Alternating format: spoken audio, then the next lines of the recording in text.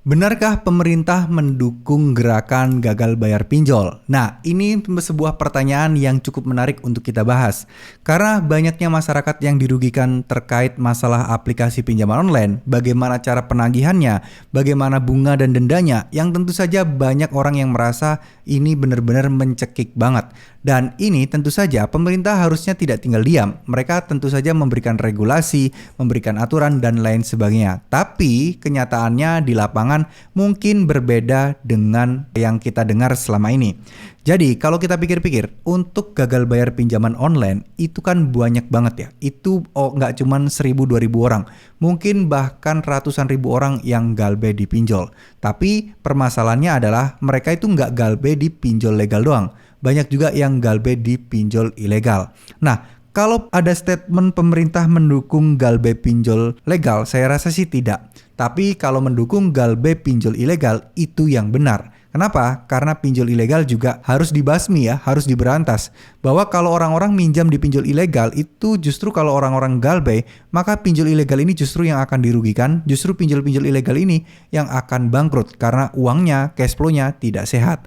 Nah, mungkin statement itu bisa atau mungkin cocok disematkan ke galbe pinjol ilegal. Tapi untuk pinjol legal harusnya tidak ya. Karena OJK sendiri pun memberikan regulasi. Kalau mereka memerintahkan dan mendukung galbe pinjol legal, ya mereka nggak akan tuh bikin aturan-aturan kayak semacam sanksi sirik OJK, terus kemudian kayak menghapuskan kayak semacam denda dan lain sebagainya.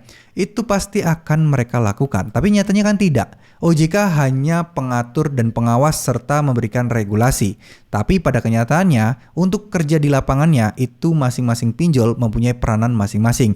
Ada pinjol yang bagus, ada pinjol yang berantakan, ada juga pinjol yang isinya galak-galak, ada juga pinjol yang isinya ramah-ramah. Semua punya masing-masing, semua punya ciri khas masing-masing. Tapi poin pentingnya di sini adalah kita tidak boleh berharap banyak terkait pemerintah. Ya, kita tahu lah ya, OJK nggak ngurusin cuman pinjol aja. Kalau kalian cuman nungguin OJK doang dan berharap pinjaman kalian langsung lunas, itu hampir tidak mungkin. Ya, banyak berseliweran informasi-informasi bahwa OJK akan mendukung nasabah galbe, akan mendukung nasabah galbe. Ya, kalau viral, kalau tidak kan enggak.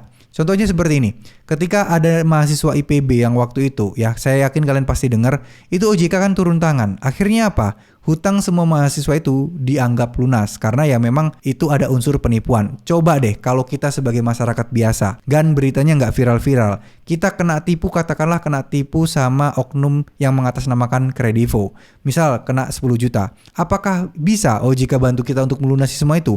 Jawabannya belum tentu, ya. Ya siapa kita OJK mau bantu? Orang beritanya nggak viral, kecuali beritanya viral mungkin OJK akan menaruh perhatian kepada laporan-laporan kita. Karena jujur aja ya, yang lapor ke OJK mungkin bukan cuma kita doang, pastinya banyak. Dan itu pun juga kita nggak pernah tahu ya, apakah laporan kita itu dibaca atau tidak. Ya yang penting sudah lapor aja lah, kita sebagai masyarakat ya cuman bisa lapor aja. Ya syukur-syukur nanti ditanggapin, syukur-syukur nanti dibaca dan dibantu untuk mengusut kecurangan-kecurangan yang dilakukan oleh pinjol. Ya sekali lagi OJK belum tentu mendukung nasabah galbe. Ya kita ngomong realistis-realistis saja lah, nggak usah kita ngomong yang halus-halus.